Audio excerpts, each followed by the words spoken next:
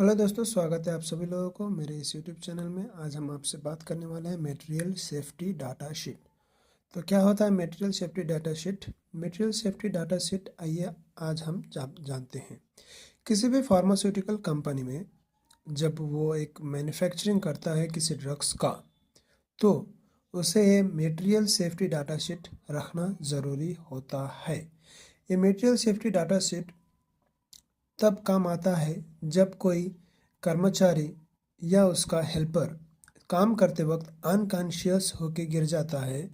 जैसे कि कुछ मटेरियल्स यानी कि जो ड्रग्स होते हैं वो स्किन पे गिरने की वजह से या सांस के द्वारा अंदर जाने की वजह से, तो ऐसे परिस्थितियों में उस स्टाफ या उसके हेल्पर्स या कर्मचारी, तो उनको हॉस्पिटल लेके जाया जाता है। तो हॉस्पिटल में भी एग्जैक्टली पता नहीं चलता है कि इसको किस तरह से ट्रीटमेंट किया जाए। तो ऐसी सिचुएशन में मटेरियल सेफ्टी डाटा शीट का उपयोग किया जाता है। तो ये जानने के लिए कि ये कौन सा मेडिसिन है और इसका प्राइमरी इलाज किस तरह से किया जाता है। तो आइए जानते हैं। आज का हमारा टॉपिक है मटेरियल सेफ्टी डाटा शीट में वेनोप्राजन फ्यूमरेट। तो वेनोप्राजन फ्यूमरेट किस चीज़ के लिए उपयोग किया जाता है? तो वो होता है treatment of gastroduodenal ulcer and reflux oesophagitis. तो आइए जानते हैं इसका विवरण। Identification of the substance and the supplier. तो प्रोडक्ट का नेम होता है वेनोप्राजन फ्यूमरेट। प्रोडक्ट का यूज़ होता है for the treatment of gastroduodenal ulcer and reflux oesophagitis. तो आइए जानते हैं गैस्ट्रोड्यूोडेनल अल्सर और इसोफेजिस तो जानते हैं गैस्ट्रोड्यूोडेनल अल्सर और रिफ्लक्स इसोफेजिटिस। तो इसका मतलब होता है गैस्ट्रोड्यूोडेनल अल्सर। गैस्ट्रोड्यूोडेनल अल्सर मतलब पेट का अल्सर की ट्रीटमेंट के लिए वेनोप्राजन फ्यूमरेट का मेडिसिन का उपयोग किया जाता है, जो कि अल्सर, पेट में जो अल्सर होता है उसको ठीक करने के लिए वेनोप्राजन फ्यूमरेट का दवा यूज किया जाता है। और रिफ्लक्स एसोफेजिटिस का मतलब यह होता है कि साधारण भाषा में यह होता है कि जो खाना हम खाते हैं वो खाना वॉमिटिंग के रूप में यानी कि उल्टी के रूप में अचानक से बाहर आ जाता है, तो उसको कहते हैं रिफ्लक्स एसोफेजिटिस। ठीक है। तो हमारा शरीर में जो है पेट के ऊपरी सतह में जो होता है डियोडिनम होता है, जो कि गैस्ट्रोडियोडिनल जो होता है ना, डियोडिनल। तो जो वो डियोडिनल, गैस्ट्रो मतलब पेट होता है, डियोडिनल उसका ऊपरी परत होता है। ठीक है। तो रिफ्लक्स इसोफेजिटिस में क्या होता है, जो डियोडिनल के ऊपर होता है छोटा सा डायफ्राम। ठीक है। तो वो डायफ्राम से खाने को वापस मुंह के तरफ या वॉमिटिंग के रूप में नहीं भेजा जाता है। अगर किसी को लगातार वॉमिटिंग हो रहा है तो उसको जो डायफ्राम होता है वो कमज़ोर होता है। ठीक है। तो इसमें जो है रिफ्लक्स इसोफेजिटिस को कम करने के लिए ही वेनोप्राजन फ्यूमरेट का उपयोग किया जाता है as per company.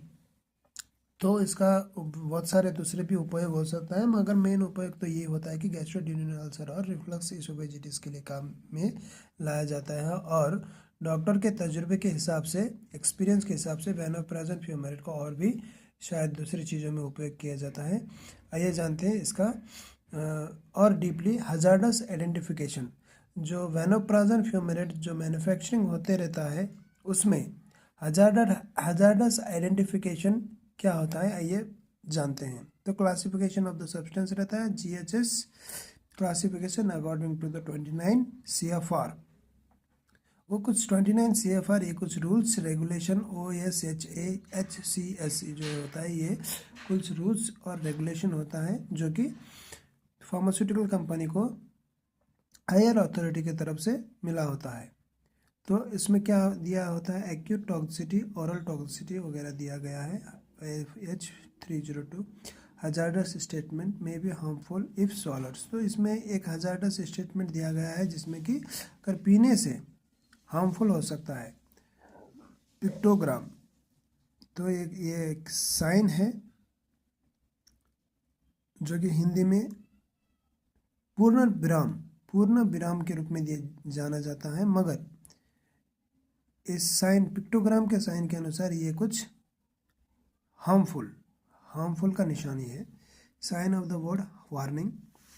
Hazardous statement H302, ये कुछ कोड नेम्स है जो कि फार्मास्यूटिकल कंपनी या मैन्युफैक्चरिंग कंपनी में या हॉस्पिटल्स में या किसी भी दूसरे अन्य जगह पे डायरेक्टली हम इसको harmful if swallowed, harmful contact with skin बोल के नहीं दर्शाते हैं। हमेशा हर जगह पे अपना एक कोड वर्ड यूज़ किया जाता है। जैसे कि फार्मास्यूटिकल कंपनी जो कि जो पैकेट्स होते हैं जो कि मैन्युफैक्चरिंग के लिए यूज़ होते हैं ना, तो उसमें हम कोड वर्ड यूज करते हैं। जैसे कि H302, इसका मतलब होता है हार्मफुल इफ स्वॉलोड, अगर किसी ने पी लिया तो यह खतरनाक हो सकता है, H302। वैसे ही H311, उसका मतलब होता है harmful in contact with skin, अगर चमड़े पे गिर गया, स्किन पे गिर गया तो यह खतरनाक हो सकता है, उसके लिए कोड वर्ड होता है H311। H331, इसका मतलब होता है हार्मफुल इफ इनहेल, अगर सांस के द्वारा अंदर लिया जाता है तो यह खतरनाक हो सकता है। तो क्या ये जो होता है वेनोप्राजन फ्यूमरेट, ये जो होता है ये अगर सांस के द्वारा भी अंदर लिया जाता है तो भी ये खतरनाक होता है। H317 may cause allergic skin reaction, अगर यह स्किन H317 का मतलब होता है अगर यह स्किन के ऊपर गिर गया तो इसकी वजह से एलर्जी हो सकता है स्किन पे। H318, इसका मतलब होता है सीरियस आई डैमेज, अगर ये आँख में गिर गया तो आई डैमेज हो सकता है। प्रिकॉशनरी स्टेटमेंट, वैसे ही प्रिकॉशनरी सावधानी पूर्वक का जो बरतना चाहिए वो होता है P270। P270 का मतलब होता है डू नॉट ईट, ड्रिंक और smoke when using the product, अगर कोई स्टाफ या कर्मचारी या उसका हेल्पर है वो P270 का पालन किया जाता है, पालन करना चाहिए। उसका मतलब यही होता है कि यह मेडिसिन में शामिल, मेडिसिन मैन्युफैक्चरिंग में शामिल होने के बाद अपने हाथ को अच्छी तरह से धो ले, खाना खाने से पहले अच्छी तरह से साफ कर ले, और यह जैसे ही मेडिसिन मैन्युफैक्चरिंग कंप्लीट हो गया तुरंत अपना हाथ धो ले। P261, इसका मतलब होता है avoid breathing dust, fumes, gas, mist, vapour, spray. P261 का मतलब होता है अवॉइड ब्रीथिंग डस्ट, जो मैन्युफैक्चरिंग के टाइम पे जो डस्ट प्रोडक्शन होते रहता है उसको सांस के द्वारा अंदर ना लें, और उसमें जो रिएक्टर्स होते हैं बड़े बड़े उसमें से जो फ्यूम्स आते हैं उससे भी बचने की कोशिश करें। गैस होते हैं अलग अलग तरीके जब मैन्युफैक्चरिंग होती रहती है उससे बचने की कोशिश करें। मिस्ट, धूल, वेपर यानी कि भाप, स्प्रे, ये किसी भी चीज़ से बचने की कोशिश करें, उसका मतलब होता है 261। P261। P273 का मतलब होता है avoid release of the environment. अपने P273 का जो साइन दिखा है उसमें यही दर्शाता है कि अपने वातावरण में वो फैलने ना दें। P309 प्लस P311, इसका मतलब होता है if exposed or you feel unwell call to a doctor or physician, और इसका मतलब यही होता है कि P309 प्लस P311, इसका मतलब होता है अगर किसी ने इसको स्किन पे गिर गया या किसी ने सांस के द्वारा ले लिया तो डॉक्टर को तुरंत कॉल करना चाहिए आगे क्या किया जाए ये पूछने के लिए। तो इसका मतलब होता है P309 प्लस P311। P280 का मतलब यह होता है wear protective gloves, protective clothing, eye protection, full face protection. तो P280 का जो साइन होता है प्रिकॉशनरी स्टेटमेंट P280, तो उसका होता है full gloves, protective clothing, eye protection, face protection. तो अदर हजार्ड्स जो कि नहीं के बराबर है।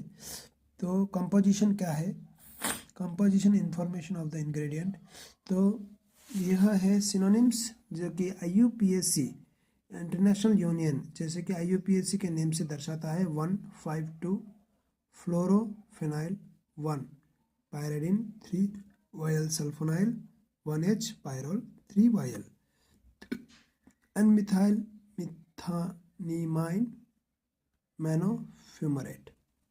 मॉलिकुलर फार्मूला होता है C17H16FN3O2S C4H4O4।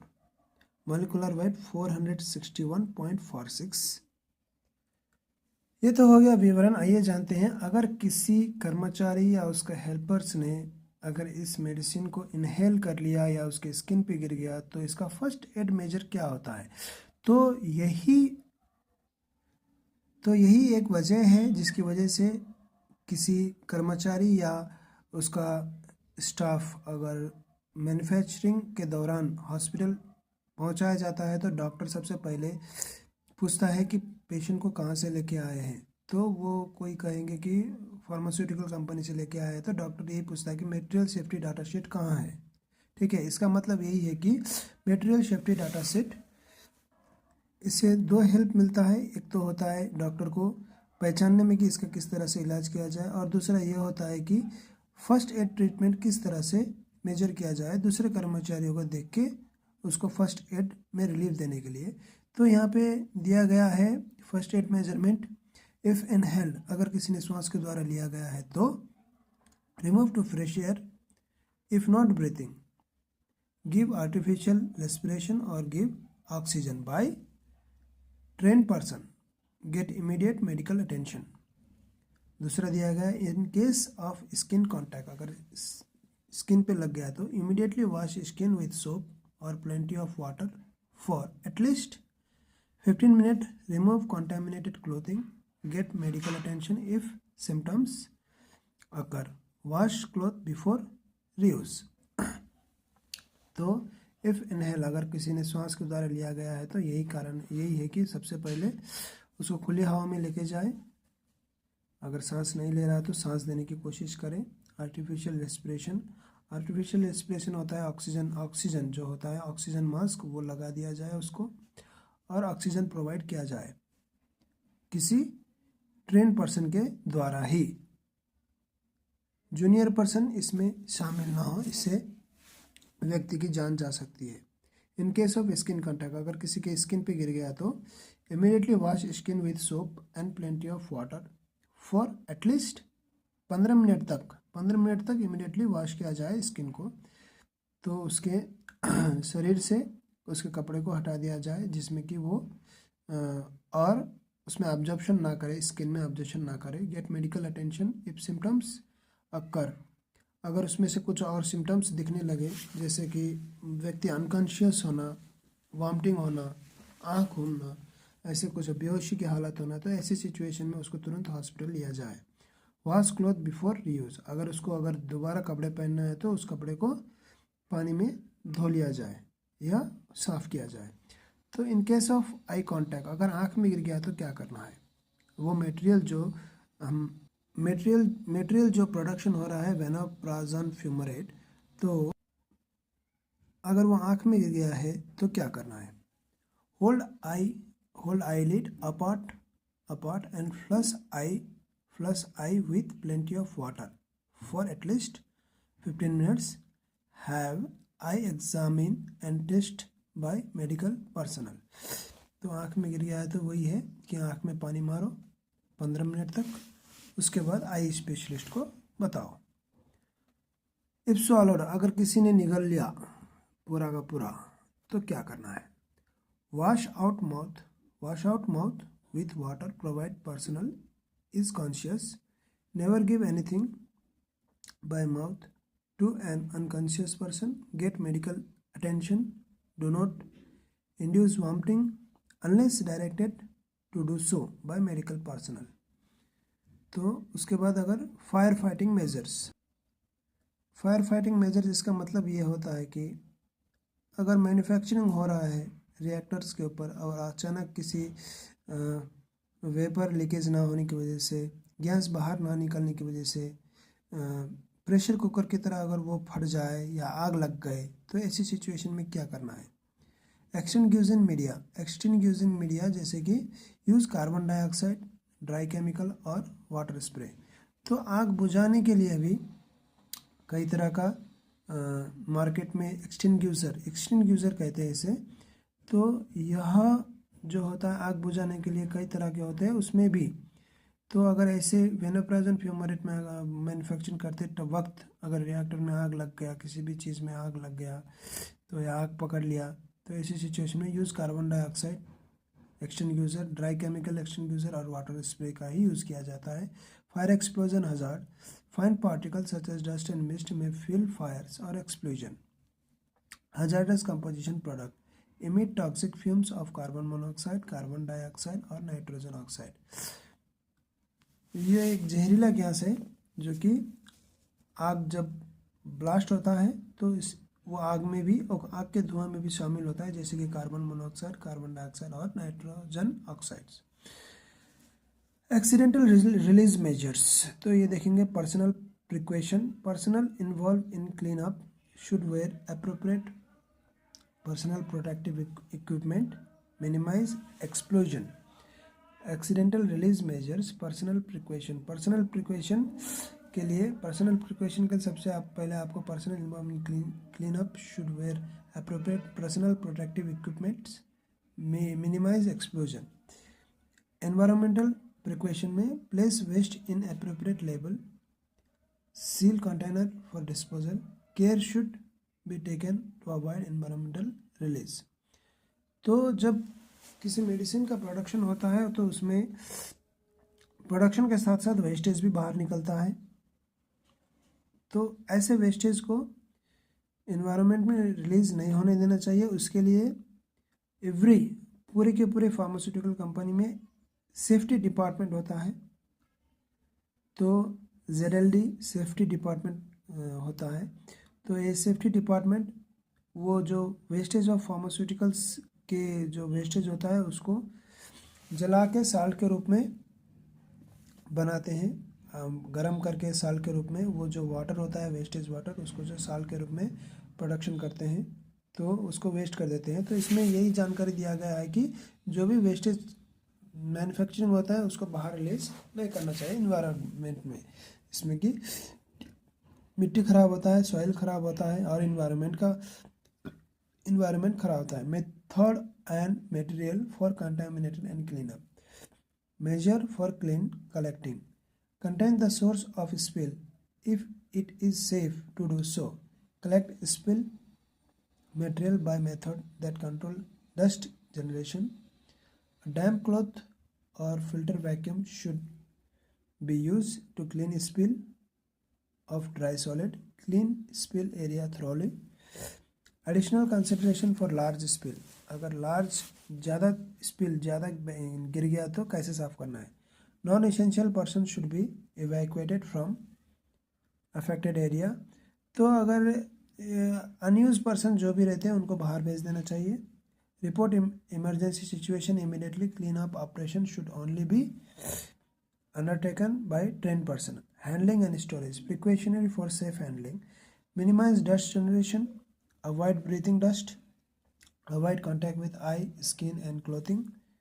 When handling, use appropriate personal protective equipment. Wash hand and any exposed skin after removing of PPE. Release to the environment should be avoided. Review and implement appropriate technical and procedural wastewater and water disposal measures to prevent occupational exposure or environment release.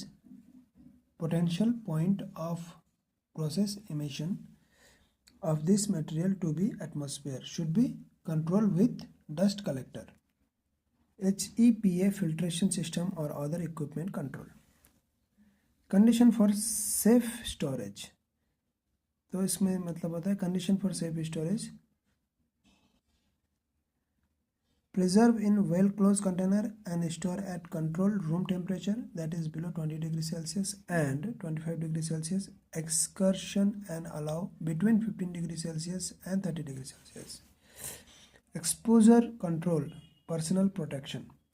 Personal protective equipment, glass, gloves, respirator, particulate, etc.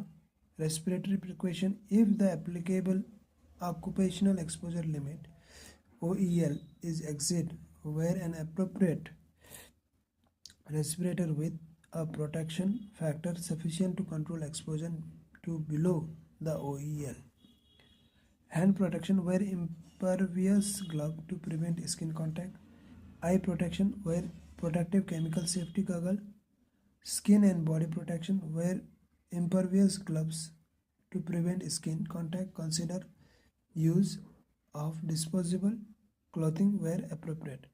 Hygiene measure, avoid contact with skin, eye and clothing wash hand before break and immediate after handling the product. Physical and chemical property: appearance of white to white powder, melting point 201 to 203 degree Celsius. Melting point को देखा जाए तो water का melting point, water का 3 stage होता है। एक होता है हीटिंग पॉइंट, बॉइलिंग पॉइंट होता है, नॉर्मल पॉइंट होता है और आइस पॉइंट होता है, ठीक है। तो वैसे ही इसमें भी मेल्टिंग पॉइंट क्या होता है 201 टू 203 का है। पीकेए बोल के, PKA 9.06, soluble in DMSO, stability and reactivity. तो इसमें क्या होता है, condition to avoid fine particles such as dust and mist में fuel fire explosion, market to avoid strong bases, strong oxidized agent, strong reducing agent, incompatible material as a precautionary measure, keep away from the strong acid. Toxicological information: acute toxicity, lethal dose 50, 600 to 2000 mg per kg rat। तो इसमें दिया गया है acute toxicity. Toxicological information क्या होता है वेनोप्राजोन फ्यूमारेट का at the time of manufacturing.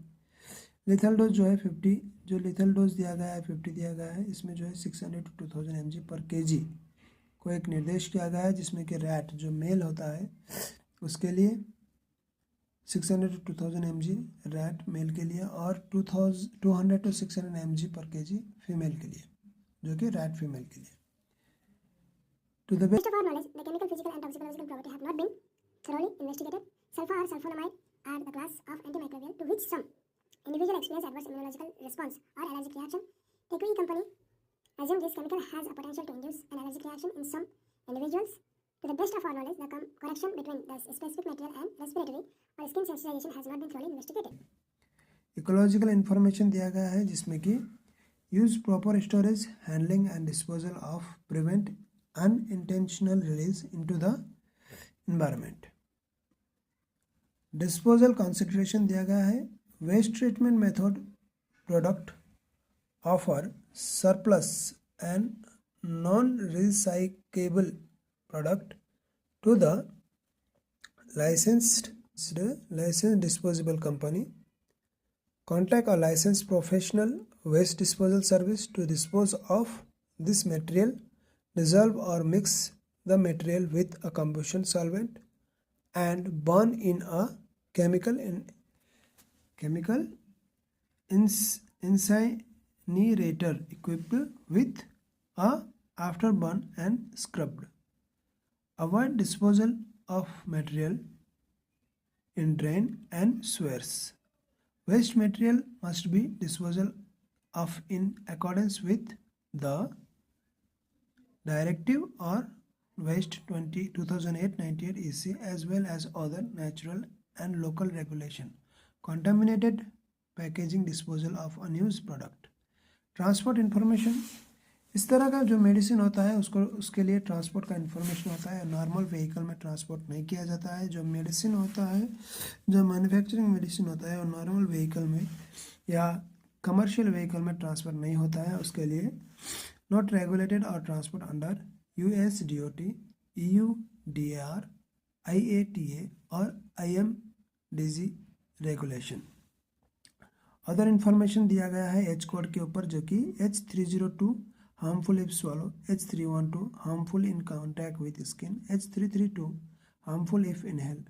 Are phrase में दिया गया है, अदर इन्फॉर्मेशन के जरिए आर फेस में दिया गया है। R41 का मतलब होता है risk of serious damage to eye. R61 का मतलब होता है may cause harm to the unborn child. R43 का मतलब होता है may cause sensitization by skin contact. इसमें नोट दिया गया है लास्ट में, the information and recommendation in the safety data sheet are to the best of our knowledge accurate and the date of issue nothing herein shall be deemed to create any warranty or expressed or implied. It is the responsibility of the user ID determine the applicability of the information and the suitability of the material for any particular purpose। इसमें यही दर्शाता है कि company को जितना पता था उतना ही उसने मेंशन किया है इसमें वेनोप्राजोल फ्यूमारेट के ऊपर। तो डॉक्टर जो प्रिस्क्राइब करता है, पेशेंट जो कंज्यूम करता है, उसके ऊपर भी और अधिक जानकारी हो सकती है। तो इसीलिए कंपनी को जितना पता था उतना ही उसने मेंशन किया है, इसमें यही दर्शाता है। तो वीडियो में अंत तक बने रहने के लिए बहुत बहुत धन्यवाद। लाइक कीजिए, शेयर कीजिए, सब्सक्राइब कीजिए। आने वाले टाइम में इसी तरह का नए नए वीडियो से आपका स्वागत करेंगे, जो कि वैनोप्राजन फ्यूमरेट आज का टॉपिक था, मटेरियल सेफ्टी डाटा शीट के ऊपर। धन्यवाद।